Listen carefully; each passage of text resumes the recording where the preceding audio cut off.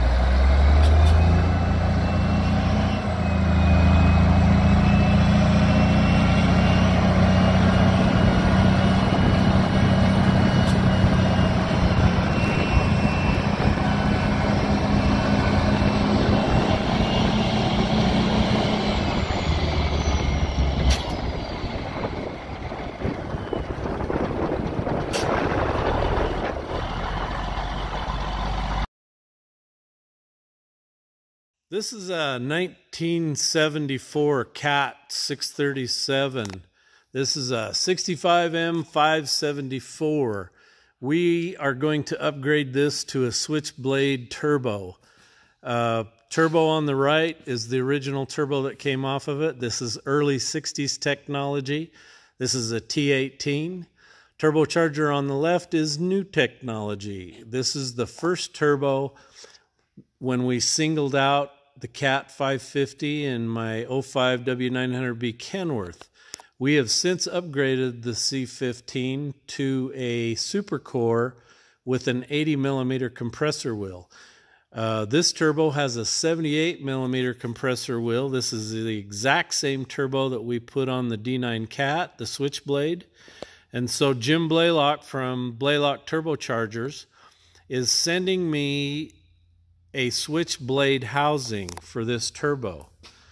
So this old turbo here, this T18, I want to show you this. I want you to see the AR ratio of this housing. This is a 1.00, and that's an 893 cubic inch D343 Cat engine, shoving all that exhaust through that little teeny housing. So the Switchblade housing that we're putting on here is going to be a 132. So we should be able to reduce the drive pressure on this significantly. And we're going to be able to pump a lot of air. Now, even though this is old technology here, one of the cool things about this engine is this is a double overhead cam engine. This was way ahead of its time. Everything is overhead cam now. But the other cool thing about this is On the other side of the fan, that's not the radiator. That's the charge air cooler. Yep, they put these on Cat equipment in the early 70s. This is an air-to-air aftercooler. That aftercooler is as big as that radiator. It's 4 feet tall and 4 feet wide.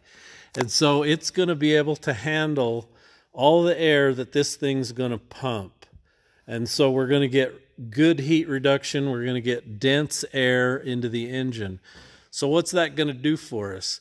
It's going to reduce the amount of black smoke.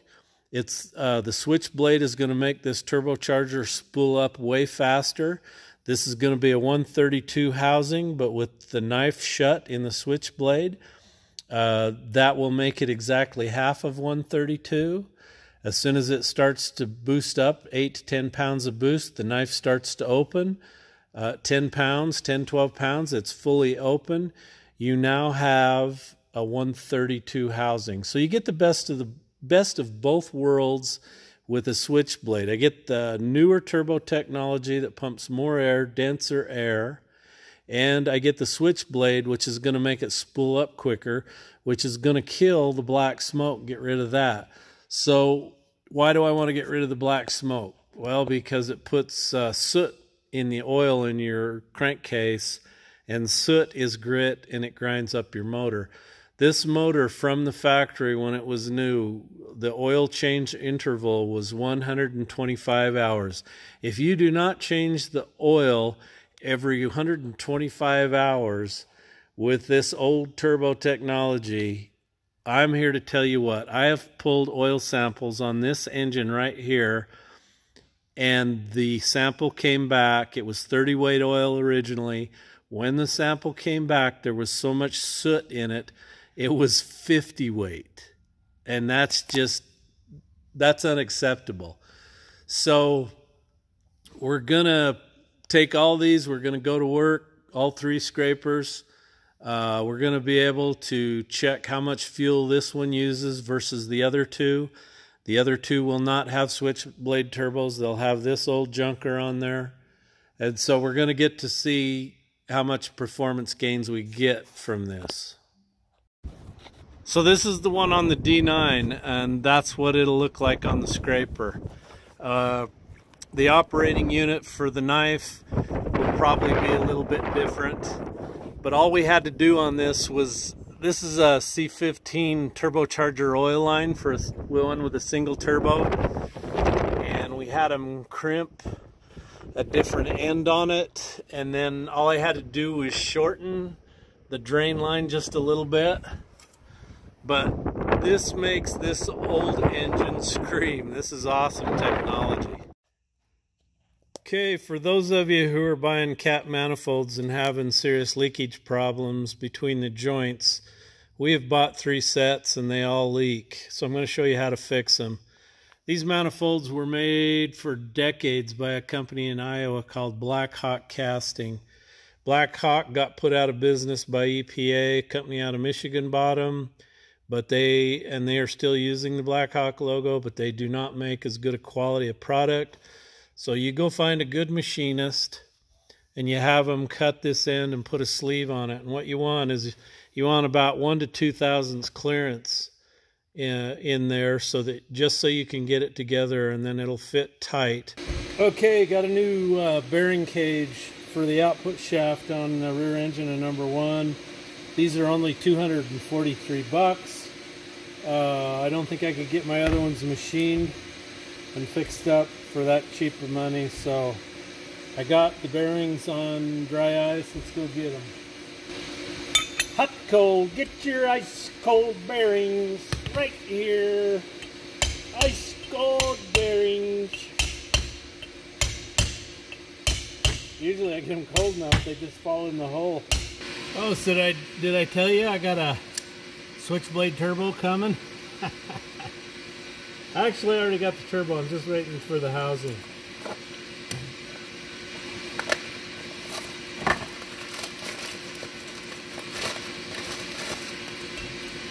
Okay, that one goes there.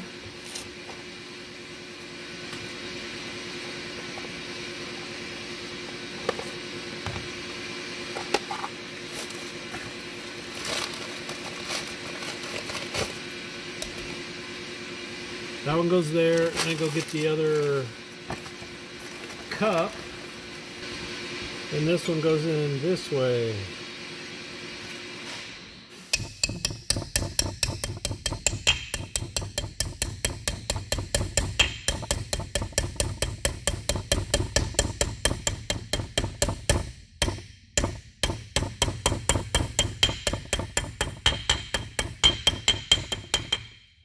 So we just want to go down flush with it.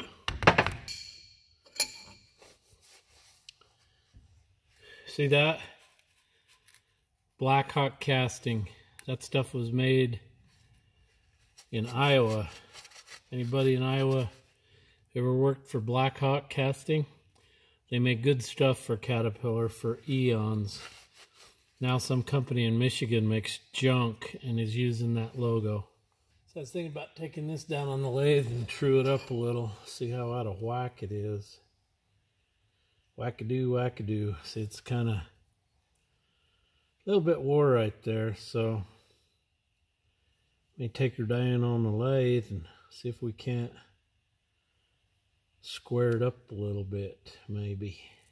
Okay, it's J-Bomb again, the machinist, machining that plate that goes on those double Timkins to square it up. They get pretty warped and banged out of shape over time. This one was pretty bad.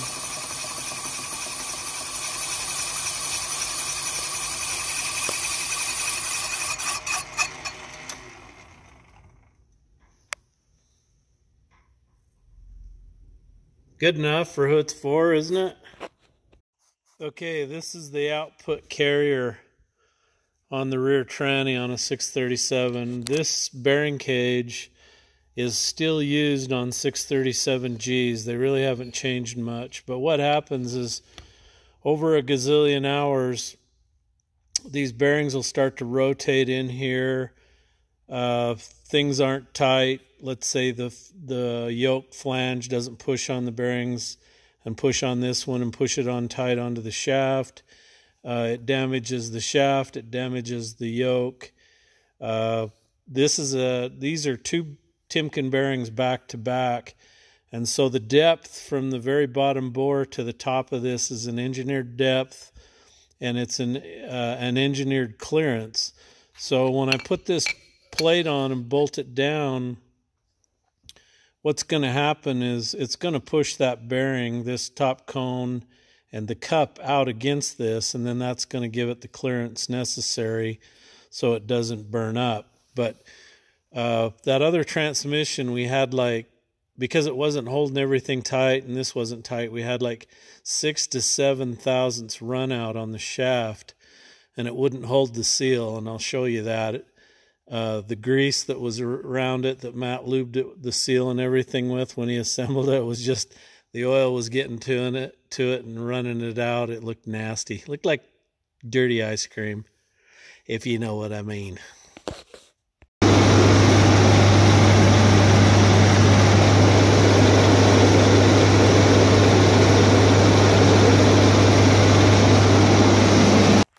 Okay, this is the retainer for the yoke on the rear transmission, the drive yoke on the output shaft of the tranny, and we trim some off the yoke to straighten it up where it goes against the bearings. So that means the yoke is on the shaft farther, so this is where the end of the shaft will be, right here, and there's an O-ring that's going to get pinched under here, and then this goes against the yoke and the center of the shaft's here. So because the yoke goes on farther, I had to cut this out in the center to get it to crush down flat. So J-Bomb, the machinist, strikes again. Okay, here's the drive line, or drive yoke on, and this is what it looks like in here. So that O-ring is going to go in that groove to keep the oil from leaking out of the splines. But because we had to machine some material off the end of this where it goes up against the double Timkins, that will push this on farther. So that's why I had to cut the center of that plate out. So this is the fuel system off the 3306 that Hal put together the other day. I want to thank him for doing that. I don't know anything about these fuel systems, so I was able to learn a lot from him. We needed a timing pin. Hal had one, so we just kind of looked at it and measured this. And Matt went down on the lathe and whipped this out. Did a super good job with it. So there's our timing pin. These are the parts that we took out of it and replaced. This is the governor shaft. It had a groove in it from the seal. It had some wear on the shaft where it runs inside the housing. But some of the most important ones that got changed, this is the collar, and there's a spring that sits against it. And then this piece goes on the governor shaft and runs against that. And when you call for more fuel, you push on that spring, which pushes on the governor weights. So you can see the amount of wear that had in it. The other major wear part was this thrust washer, and this bearing runs against it, and the weight of those governors are pushing on that. And so we replaced all the governor weights and the pins. This is the air-fuel ratio diaphragm. This is a check valve out of the transfer pump right here. This is not a gear pump. This is a piston pump that runs off the camshaft in there. This is the tack drive shaft. And even though there's not a tachometer on the rear engine of a scraper, you still need that for diagnostic purposes to be able to hook an accurate tachometer in there to set your engine set point in the engine and your high and low idle. I learned something really interesting about this. That seal has to be placed inside the bore an exact distance. If you go too far, you will cover an oil drain hole, and the oil can't get out of there. It will build up pressure, and it will affect your governor, and your engine will wind up, and then it won't want to slow down. It'll be really slow to come down to idle. So we didn't replace a lot of parts, just a lot of things that wear. This should increase the performance of that engine. That should make the spring pressure on the governor just that much tighter for that much more power. These are the little ball bearings that went on this shaft. Anyway, so I learned something. Always able to learn something, and grateful for that. Will I try this next time? Possibly. I think I could do it after watching him. You just got to be careful when you take it apart. Put it back together correctly, and do a good, clean job. Oh, man. That is heavy. Oh, jeez. Louise. Okay. Where are you going to put it now, bud? Oh, jeez. Yeah, that's right. Dripping oil. Dripping shit. Man, oh man, this is funner than fun.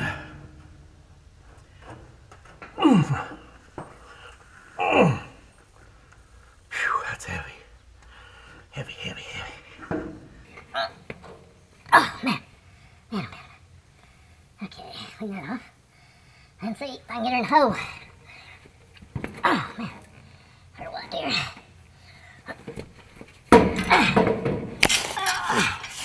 Good heavens. This is heavy. Shabby. Ain't no hole yet there, bud. My heavens. Somewhere over here. Oh, come on. Here, come on. There we go. Yeah, I win finally. Jesus. All right, now I've got the timing pin in the pump, and I've sort of got the hole lined up in the flywheel. So I'm gonna have to back the engine up and then reinsert the bolt down here, then put the nut in the gear and tighten it up, and we'll be timed.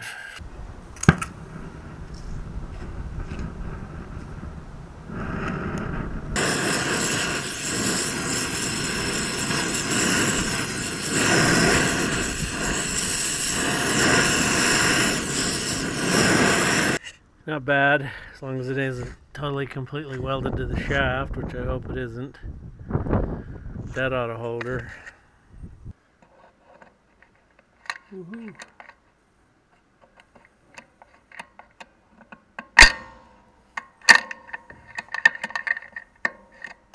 What do you think of my weld job?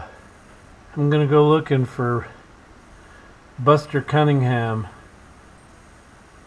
on account of he's so good slinging backhoes and welding rod. I've been looking for you, Frank, on account of your backhoe slinging abilities. Did that go like that? Apparently it did. Okay, I want you to notice I took that starter out with this fuel system off. You should take one of those out with a fuel system on. You ain't coming through here. You're going in there. It's a bastard. Show's over. So I got the exhaust manifold on. That was repaired. I got the output shaft yoke and the bearing cage on. I got the fuel pump on. Was gonna put the drive line on, and then discovered my made in Singapore U-joints are toast. So, more parts tomorrow. I'm pretty tired right now. I think I'm gonna go home. Okay, I got the lever welded up. I did pretty good. Anyway, I'm gonna have to get air in the scraper and adjust this, because if it puts too much pressure on that, that can cause wear and tear on that governor shaft. Put a advanced high efficiency cat filter, the long ones. This is the 1R0749, because we can fit them in here. And then we got a water separator here. Put a new set of belts on it. I put a set of belts that are a little bit longer than the old ones, because this power pack originally that had the original non-turbo or non-after-cooled 3306 PC motor, they used a real small crank pulley, and they ran that fan really fast, and it was only with one engine arrangement number, 4 Nancy 7374. I can still remember that. So when I put this DI motor in, what I did is I put a D size crank pulley on. It's way bigger. And then I'm not sure if I changed the fan pulley or not, but the fan runs slower now. But because I have a bigger pulley, the old belts, you could loosen this adjuster all the way up and you couldn't hardly get them off. So now I am using a 5 Lincoln 15 belt, which is 67.5 inches long, or 1,714 millimeters. I think it's like 1.5 inches or 2 inches longer than the OE one that it called for. But now I actually have room on here for adjustment, and I can get the belts on and off. Dean in Gillette is sending me another 39 MT starter. So I'm waiting for that, because I'm here to tell you, if you try to put that starter or take that out with the fuel system here, when you saw me take that out, that fuel system was gone. I had lots of room here. This time I don't have the room, so I'm gonna love putting that lighter weight starter in there. Hey, this motor's so hot, it's running a temperature right now Hey, Caterpillar, go back to Murphy to build your gauges. Get away from that Stewart Warner crap. This is the second gauge I've put in there that's gone to hell.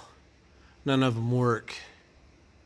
Only the old Murphy gauges still work.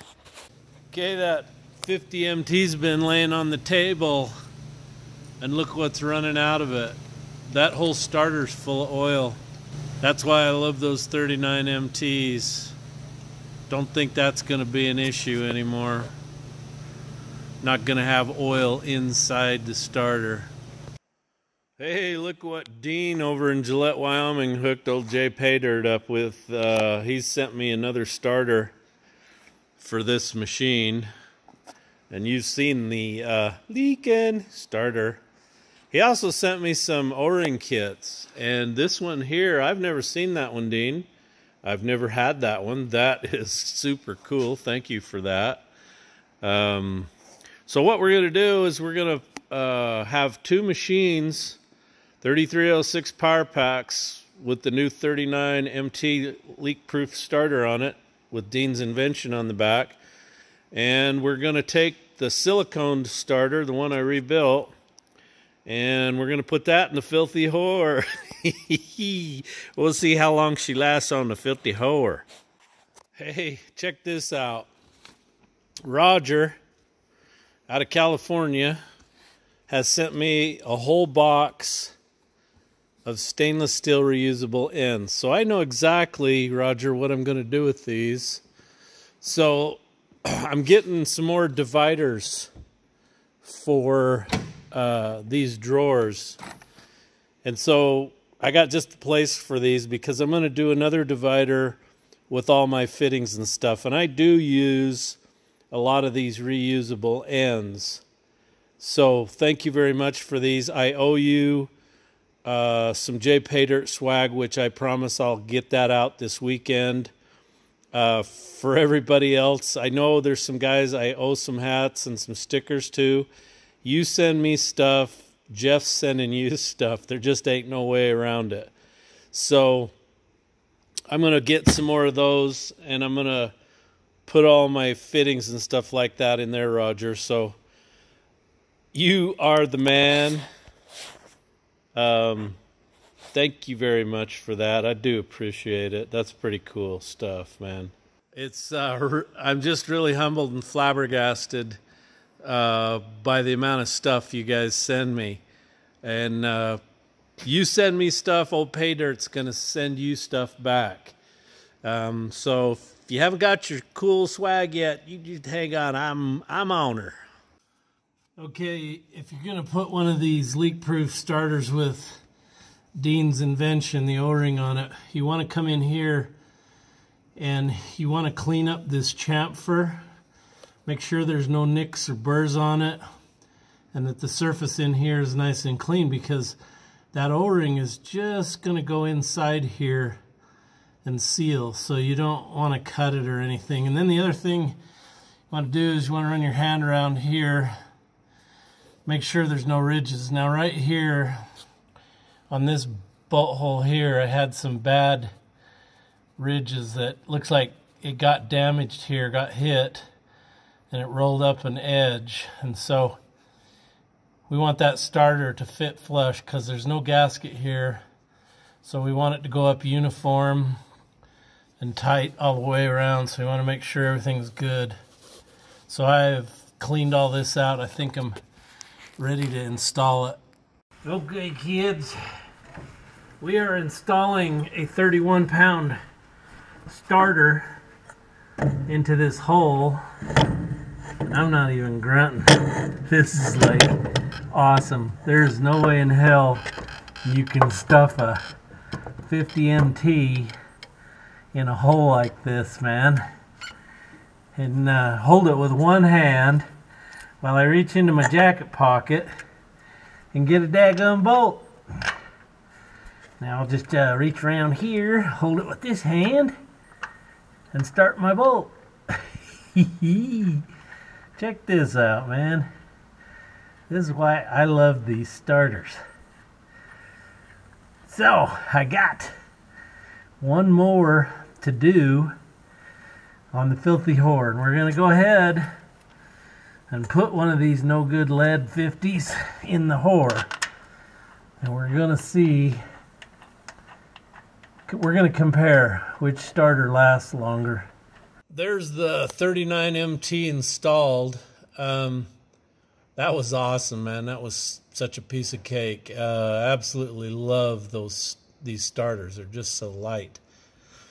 Murray Halbert just asked me a question via last week's video, and he wanted to know why they leak oil. So Caterpillar equipment, all of them generally have a wet starter. And by a wet starter, what I mean is, so inside that housing is a torque converter, and that torque converter has teeth around the outside of the housing, and it goes inside some internal teeth in the flywheel. So you've got torque converter leakage inside that housing. So that is the transmission hydraulic tank reservoir. And so the oil has to get pumped back up into that tank out of the transmission. But let's go below and look at that. Okay, this is the bottom. Now, that valve with all those big hoses right there, that is the retarder valve, because this rear engine power pack also has a retarder. So this great big pipe coming off the transmission is the sump, and inside of here is the sump screen. So all your transmission lubrication and clutch leakage oil come down to this, and there's a pipe right here. Now this pipe goes around and it goes to the transmission pump. The transmission pump pulls its oil out of here and back up into the transmission. Now there's two sections to the pump. There's a scavenge section and then a high pressure section. And the high pressure one gets its oil off the tank. This is the scavenge section. So you got to scavenge the oil out of here. So on these older scrapers, the original 637s, all the oil, torque converter leakage oil in that housing had to run back through the transmission and into the sump. So on the D models, what they did was in the bottom of the flywheel housing is they drilled and tapped a hole and put a fitting in there, and they put a hose in there just like this right here. And where it went into the sump screen, that used to just be a drain plug.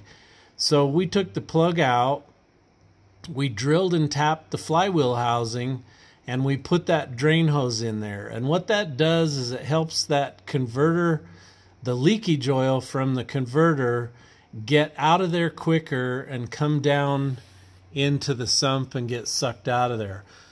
So Murray, that's why they leak, because there's a lot of oil splashing around in there. And so anything that has a converter, every Caterpillar I know of, except for truck engines, are wet starters. So if you get a rear seal that leaks on a Cat, what you're going to get is inside the transmission, the oil, it'll start turning it black. And once it starts turning your transmission oil black, you know you've got a leaky rear main seal, because as that seal leaks, it's dumping engine oil right in around the converter. Hey everybody, welcome to another edition of The Whiteboard, where I get to talk about some of my awesome subscribers. We are getting down to the wire now with fixing scrapers, thank goodness. I'm so sick of that. But anyway, I want to talk about some of my awesome subscribers that keep me going. Scott Johnson, he's from Cape Cod, Massachusetts. Travis Horrocks, not sure how you pronounce this, is Onaway, Michigan. Barney Freeborn, he's from Morrisville, New York. Thank you, sir. Thomas Meeks from Blountville, Tennessee. And Pat Browning, I don't know where you are, but thanks for buying the hats. Randall Mercer, he's from North Delta in the British Columbia, Canada. Kevin Callaghan from New Zealand, thank you Kevin. And Ken Gibbs, he's from Australia. Love my Aussie subscribers. If you're interested in getting the toolboxes now, there is a website for these. I will put it in the description below and pin it in one of the comments. If you'd like a hat, go to my store at www.jpaydirt.com. Also too, if you'd like some of the Filthy Whore cutouts, what I was thinking about doing was let's have a contest here. Take your Filthy Whore cutout and paint it up and make it yours, man. And whoever wins, I'll send them a whole bunch of stuff. What do you think? Huh? Yeah. Also too, you can still get your Old Kenny coloring book. The Amazon link is below in the description. And also some swimsuit calendars at jpaydirt.com, along with my equipment calendars. So, thanks for supporting me. So, I've had my Pay Dirtarosa intro for quite some time now. But apparently YouTube has decided to flag it, and I can use it, but I don't make any money off my videos when I use it. So, I guess I have to decide whether the money that helps pay for me to do this is worth it, or just keep using it. I don't know. It's enough to drive you crazy, isn't it?